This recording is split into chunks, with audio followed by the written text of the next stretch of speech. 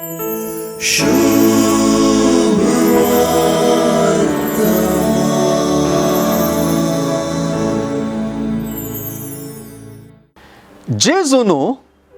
मनशांक वा आपल्या पाटलाव्यांक पहिले एका रुखाक आणि ताच्या फळाक सरी केलें, कित्याक फळां मुखांत्र रूख पारखूंक सलीस जाता.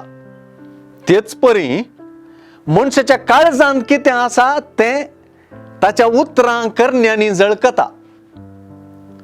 उतरां करण्यो काळजाचो आरसो जातात आणि एकल्याच्या काळजाच्या बरेपणाक वा खोटेपणाक बोट करतात. हाका ताळ पडची आनी एक वपार घर बांदप्याची. देवाचें उतर आयकून तें पाळतल्या आनी तें पाळी नासलेल्या पाटलाव्यांक जेजून फातरार आनी रेवेर घर बांदतल्यांक सरी केलें. देवाचें उतर आयकप आनी पाळप पाटलाव्यांक तिरासन आनी दृढताय जोडून दिता. देवाच्या उतरांतावन प्रेरीत जायनासल्या विशीं भावार्थाच्या आनी क्रिस्ता पाटलाव करपांत दृढताय वा तिरासन आसा म्हूण सांगूंक येना.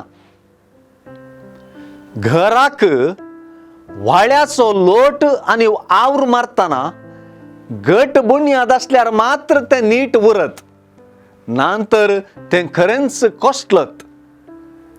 देवाच्या उतरान दृढ जाल्लें जिवीत तें कश्टा नश्टांक भियेना, दगदवनेक बागवना, बुलोवण्यांक फसवना, बगार सतानितीन घट रावता, सुवार्थेच्याच मौल्यांनी फुलता, क्रिस्ता शिकोवणेन आनी क्रिस्ताचे देखीन फुडें सरता.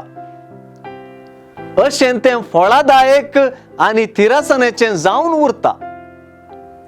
जेजू मुखांतर परगट जाल्लें देवाचें उतर वा जेजूस उलयता ती उतरां ताका आयकूंक आनी जीनी आध्यात्मीक आनी नैतीक मौल्यांनी सोबोवंक एक आपोवणें.